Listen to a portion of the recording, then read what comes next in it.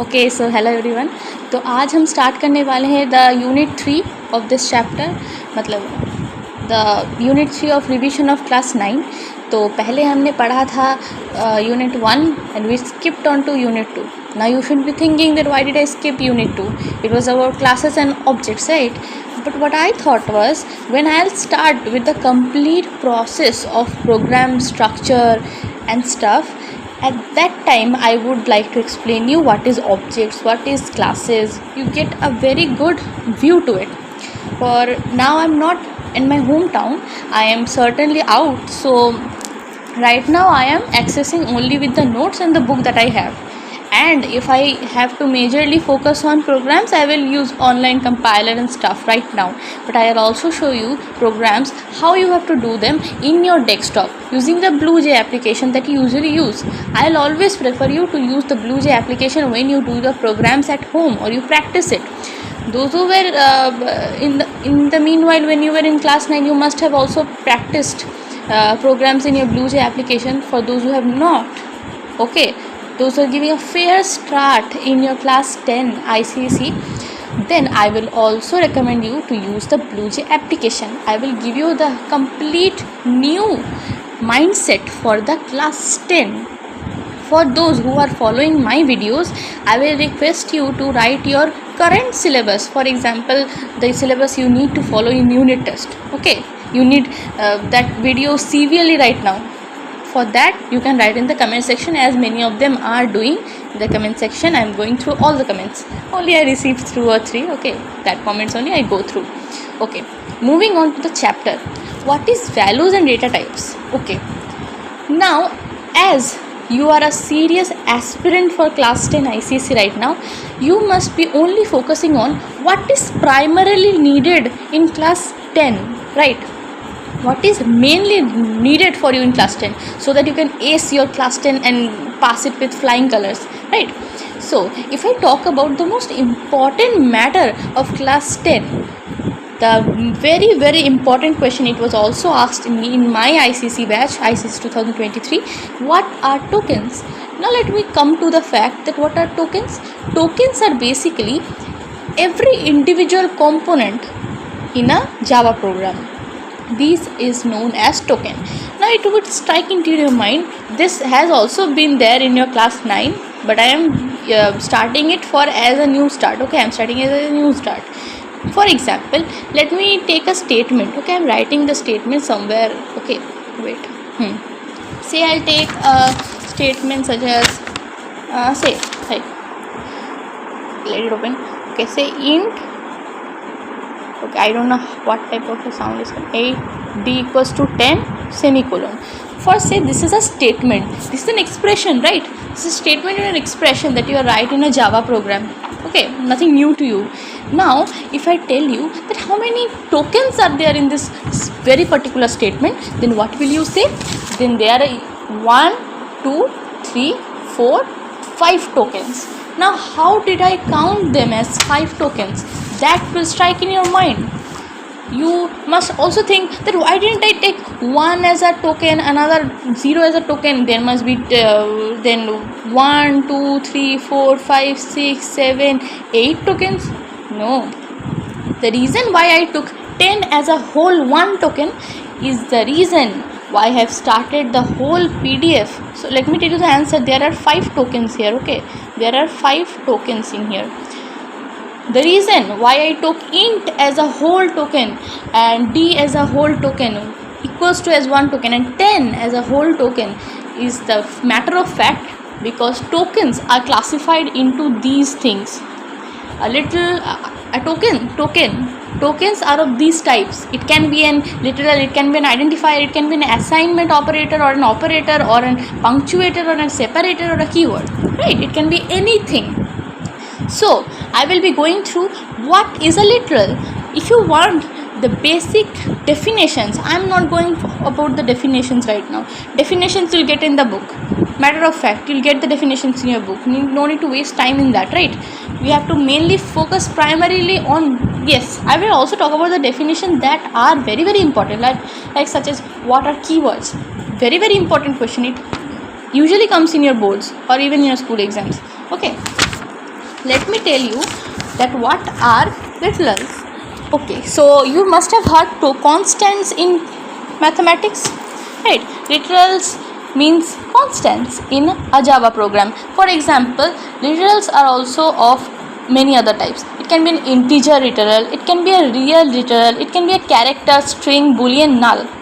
Now we need to focus on what are literals, because basically they are values.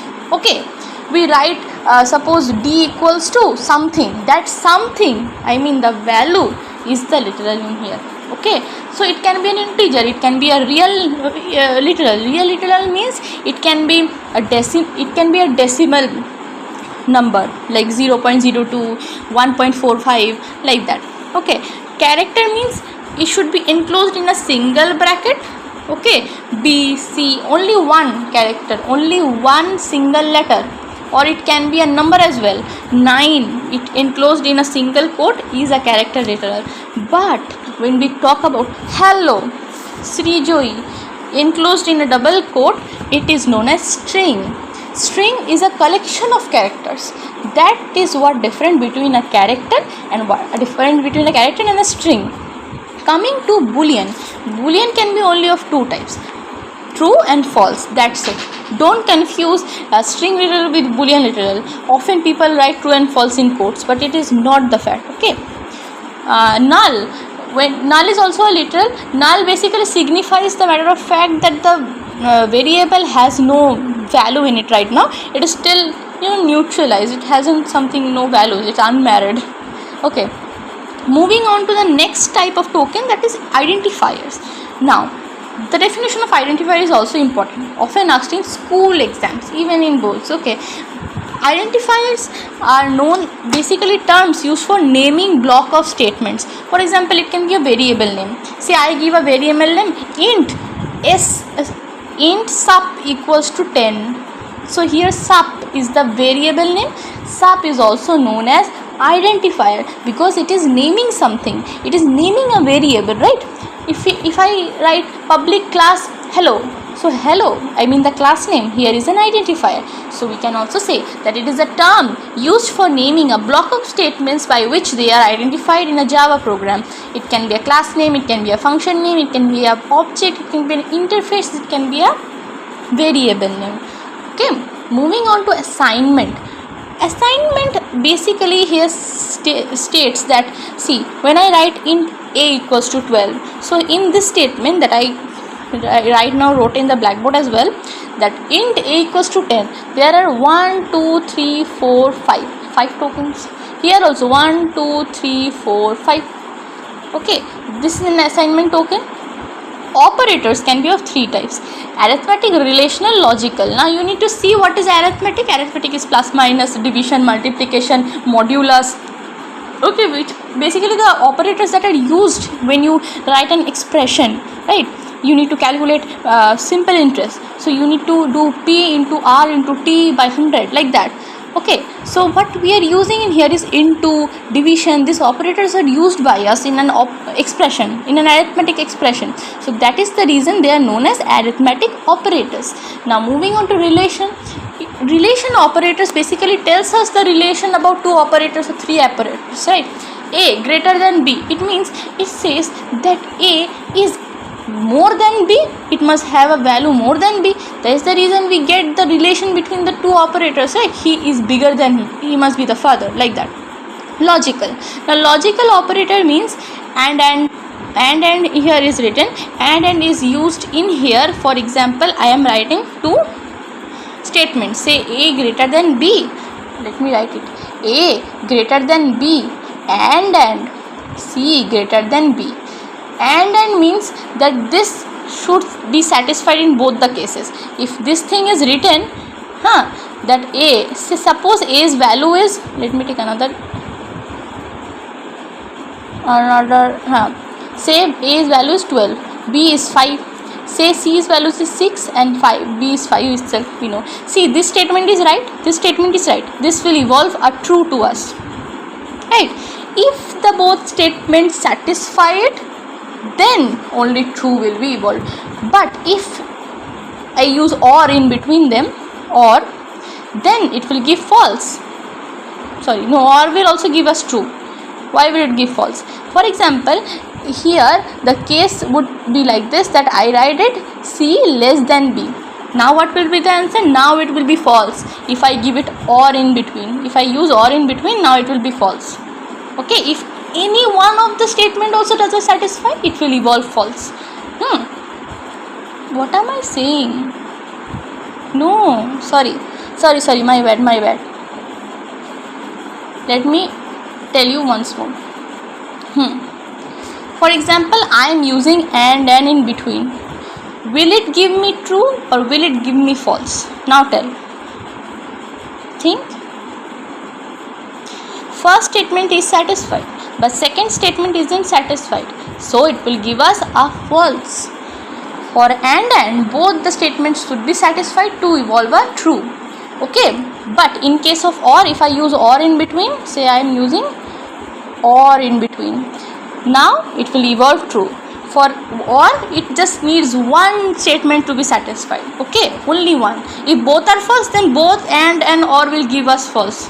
Okay, no need to think about that. If one is true, in case of or, it will give true. Okay. Now moving on to punctuators, comma. Punctuators, you know, right? English grammar you have learned, semicolon, colon, then comma, full stop. These are punctuators. Separators, double brackets. Comma is also referred in here as separator, but I will request you to put it in the category of punctuators. Curly bracket, square bracket, these are separators. Now very important, keywords. Now what are keywords? Keywords are reserved words. होता है ना, sorry again Hindi.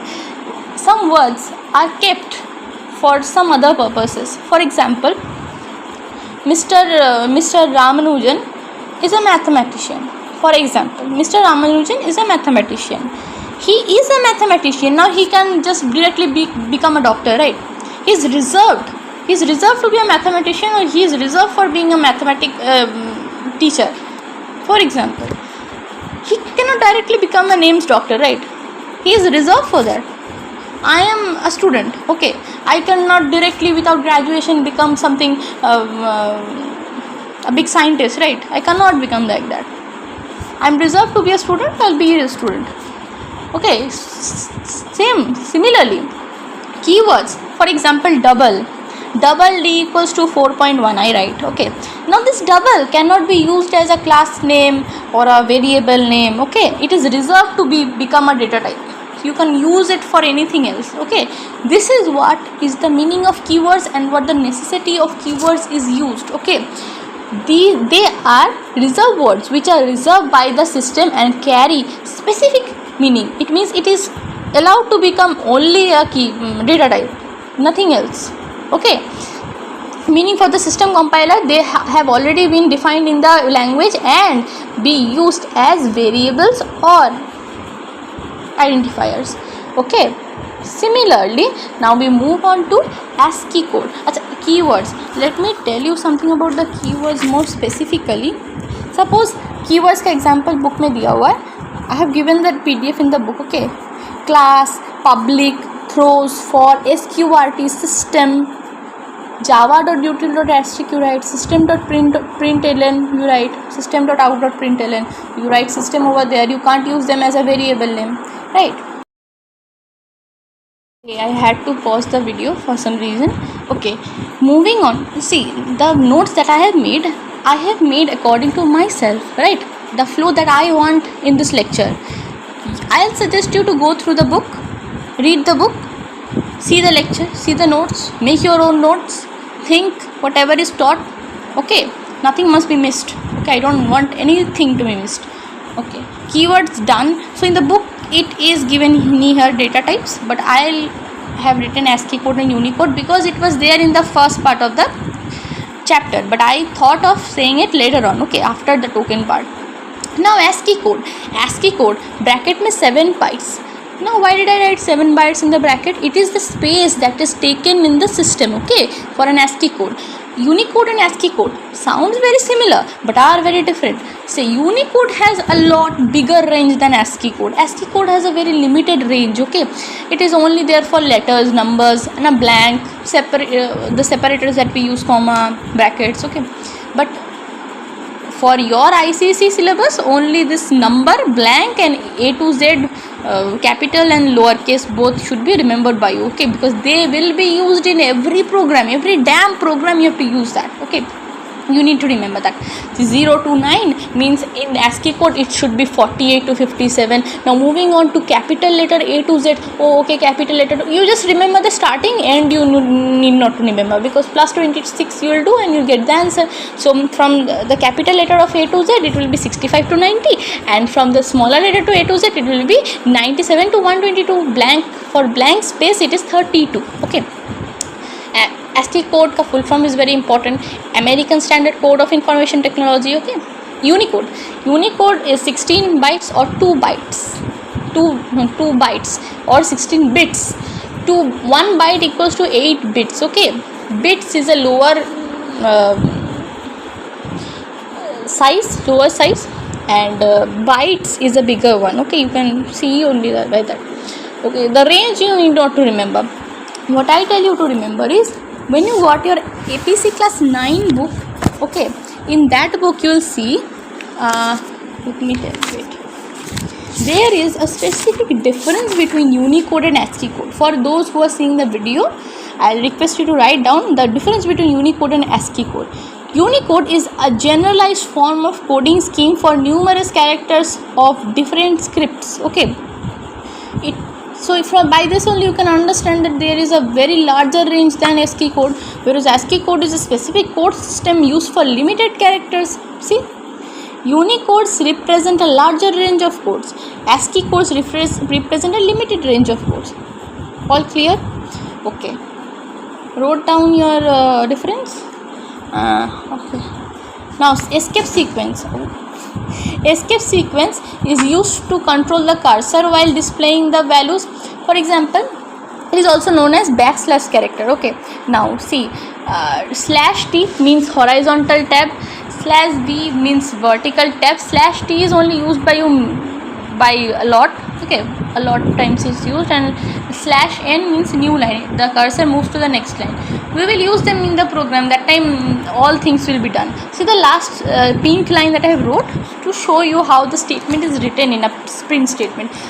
मुझे बहुत difficulty होती थी line लिखने में, पता नहीं मैं एन में आगे लिखती थी पीछे लिखती थी, it's just horrifying, okay. Just like the n, slash n or slash t is written with the text you want, okay, with the text you want to be in the next line. Say you are writing the string, write ln, okay. It means the string that you write next to it will be on the next line. It means the output for this will be hello and at the next line world, okay. I can't write on my tab using my fingers like that, okay. Manage kar lo. Moving on to data types. Now data types are of two types, primitive, non-primitive. As I have written, just go through it, nothing that important. Yes, the important thing in here is the size of the data type. Boolean is 1 bits. Bit is also a data type which is 8 bits. 8 bytes. Whatever I have written, remember these, okay. And I also have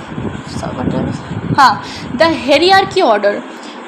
It is, remember the fact that whatever I have written the data type in here, see, go through it, very very very very important. It can also come in as arrange the following according to their size, okay.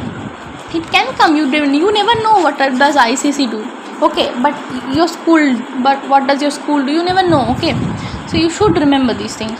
You should remember the order of, wait, let me go to the blackboard. Wow. See, my tag is horrifyingly lagging.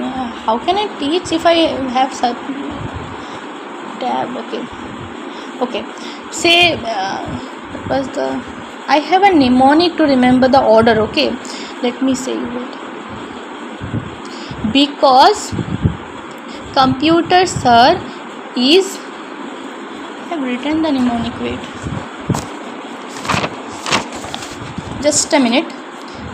Because computer sir is lying for doll. Lying for doll, because computer sir is lying for doll.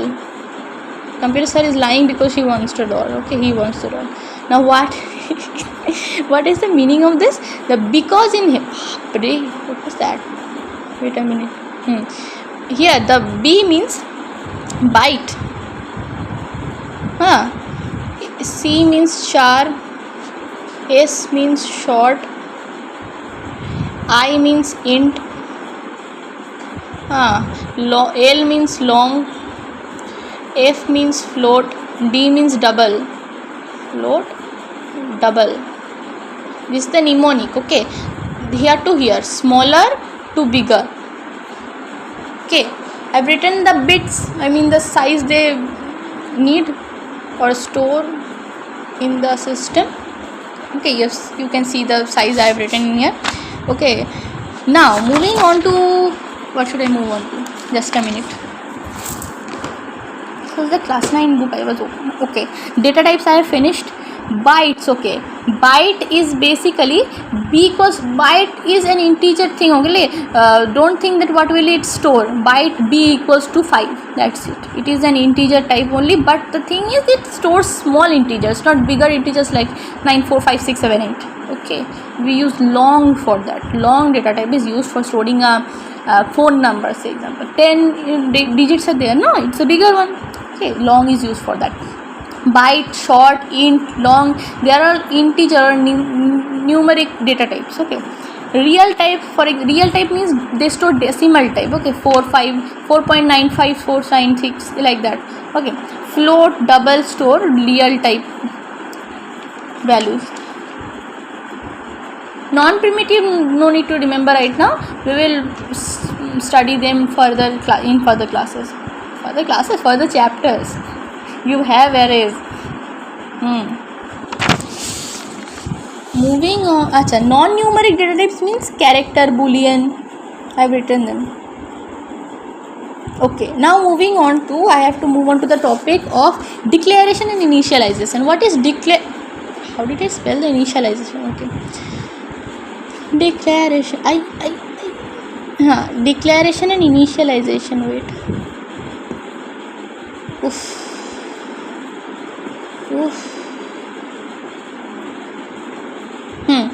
What is declaration? It means I am declaring in which data type it will fall. For example, I am writing int a semicolon. This is a statement. This is called variable declaration. I am declaring in which data type it will fall. After that, I am writing a equals to 10 semicolon. It means I am initializing a value to it. So this is called variable initialization. Just the matter of fact, I told you. Read the small para, it is written in the book. I have given the PDF in the description box. No need to worry. Moving on to the next topic I need to tell you about is default initialization. What is default initialization? For example, you write down as int a equals to semicolon. The system by default will take a equals to a equals to 0. It is stored by the system. This is the default thing. For example, someone doesn't invite you in your party. It means what? He doesn't want to attend you to attend his party, right? It is a default mindset created by you, right? This is the default thing that you create in your mind. He has not invited you. It means he has something very bad mindset about you. So that is the default thing that you always think, right? Same, likewise, the system takes a equals to 0 as a default value for int a. For example, if I take say double or float, I say float a, so the system will take 0.0 as its default character, default value. It will store it as that. Okay, done this topic also. Now moving on to static and dynamic initialization. What is static and dynamic initialization? Static initialization means that just this thing that I have done right here. Okay, suppose I have written float a. Now I am writing a equals to 10.5. Say I am writing. So what I have done in here is I have declared it. Right? Then I am initializing. So the computer language that we should use is that the variable is initialized at the time of its declaration. जब मुझे चाहिए उसको तभी मैंने declare करके value बैठा दिया. That's what I did, right? The variable is initialized at the time of its declaration. This is known as static initialization. But if I talk about dynamic initialization, what is dynamic initialization? I'll tell you. Let me rub it off. See, I am writing int a comma b comma c semicolon. Now in the next line I am writing a equals to b plus c. Okay. What is this? This is what? What I am doing is here is that a variable, when a variable gets initialized at runtime, when variable is initialized at runtime must be your statement when you define dynamic initialization. That time during execution, that is during execution of the program logic, during execution only I am initially declaring it. That is what is known as dynamic initialization. Okay, this term as dynamic initialization. Under this condition, a variable is assigned with the outcome of its any arithmetical operation or function. The table as shown in. Just as matter of fact that I did, it is, for example, I write int a equals to 49 semicolon double d equals to sqrt. I mean the time I am initializing further when I don't need them also I am initializing and putting it into a function as soon as possible. जब मिला तभी कर दिया, ऐसा is dynamic. I will request you to go through the notes and the PDF of the book that I have written in the description box. Over there you will get the dynamic and static initialization. It is often asked in your school exams. Define dynamic and define dynamic initialization, give example. वाह, 3 marks question ऐसे ही बन जाता है. Okay, moving on to what should I move on? Wait. So now the next thing that I need to explain is type conversion. Okay, let me rub it. Type conversion is basically of two types: implicit type conversion and explicit type conversion. Explicit type conversion is also known as typecasting. Okay. Now let me talk about implicit. क्या होता है? For example, if I don't assign a value, okay, to something. Say I have written int a equals to. I want to type it down with. Say. I am writing int a equals to 10 semicolon double b equals to 7.9. So and I am writing then c equals to a plus b. So by default the system basically converts the c. If you don't give any value also, it will by default assign c to be as a double. Now why is that so? Because double in here occupies more space, right? It has more capacity to hold more values in it, but int has a lower size to hold. How can I say that? The hierarchy order that I told you, because computers is lying for doll.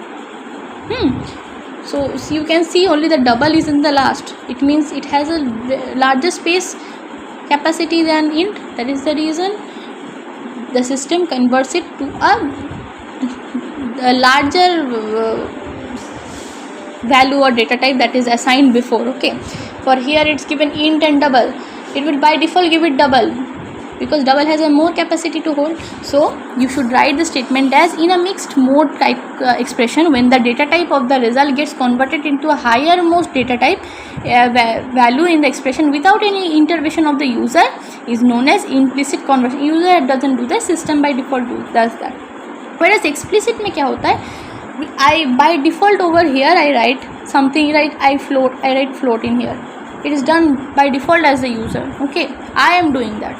Okay, at that time it is known as dynamic initialization. Okay, so read this paragraph from the book.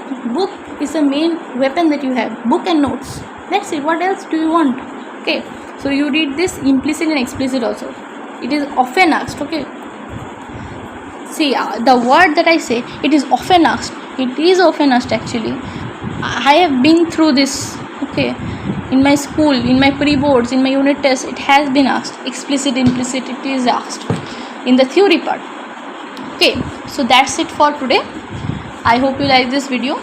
For any question series, if you want any other new type of series you want, you can write it in the comment section. I am trying to bring as many videos soon as possible. Okay, so thank you all. See you next time.